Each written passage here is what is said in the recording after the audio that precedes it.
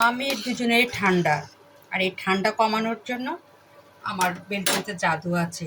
সে জাদু হচ্ছে পুদিনার পাতা আর এই দেখুন তুলসী পাতা, বড় বড় পাতা, এই দেখুন।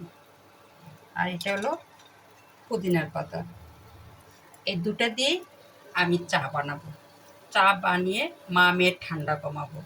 কারণ আমি আমার বেলকুনিতে শুধু ফুলেই লাগাইনি, আমার দরকারি জিনিসগুলোও লাগিয়ে রেখেছি। মরিচ গাছ, লাউ গাছ, পুদিনা পাতা, ধনের পাতা, তার সঙ্গে হলো তুলসী পাতা, সবই আমার বেলকুনিতে আছে। আর আমি এই ঠান্ডাতে ঘন ঘন আমি দিয়ে দিচ্ছি আগে তুলসী পাতা, তারপরে দিয়ে দিলাম পুদিনার পাতা, দিয়ে কয়েকবার চা খেলেই ঠান্ডা কমে যাবে। আমরা মা মেয়ে খাচ্ছি।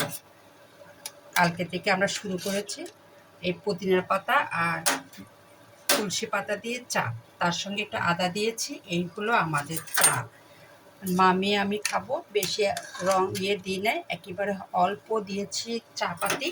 আর তার সঙ্গে আমার থাকবে পুদিনার পাতা আর তুলসী পাতা।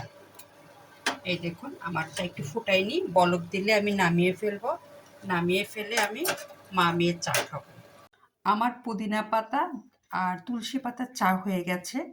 আর এই বেলকনির পুদিনা পাতা তুলসী পাতা দিয়ে আমি ঠান্ডাটা কমাচ্ছি। আমার মা মেয়ে আমরা দুজনে অসুস্থ, জ্বর ঠান্ডা। আর আমার বেলকনিতে শুধু ফুলের গাছে নাই, আমি দরকারি জিনিসগুলোও রেখেছি যাতে প্রয়োজনে আমি কাছে পাই। এই সেই চা, এই ঠান্ডা কমানোর চা। এখন আমি ছেঁকে আমরা মা মেয়ে খাবো।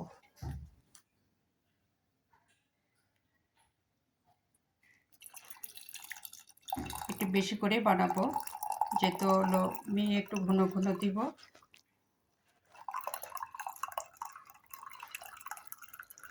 আমার যে মেয়ের ঠান্ডাটা খুবই বেশি, এই জন্য ওকে একটু ঘন ঘন দিব। এই জন্য বেশি করে বানালাম, স্টক করে রাখলাম, যখন খাবে ফ্রিতে গরম করে দিব। এখন এটা আমাদের পুদিনা পাতা আর তুলসী পাতার চা। আমার বেলকুনি থেকে তুলে আমি এই চা বানালাম মা মেয়ের ঠান্ডা কমানোর জন্য। এই জন্য বেলকনি শুধু শৌখিনতা পূরণ করে না, সাথে প্রয়োজনীয় জিনিসগুলো সুন্দরভাবে লাগিয়ে প্রয়োজন মেটানো যায়।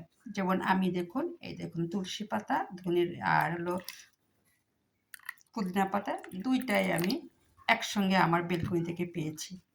আর এখন এই মেয়ে নিয়ে যাও, অসি নিয়ে যাও, একটা তোমার একটা আমার, এই যে এটা নাও, এটা আমার মেয়ের। এই দেখুন খুব সুন্দর কালার আসছে। পুদিনা পাতা তুলসী পাতার চা, ঠান্ডা কামানোর ওষুধ আমার বেলকনিতে। এটা হলো আমার চা। বাকিটা একটু রেখে দিলাম, এটা হলো আরেকটু করে যেতে পরে আবার খাওয়া যাবে। এখানে রাখলাম। আল্লাহ হাফেজ।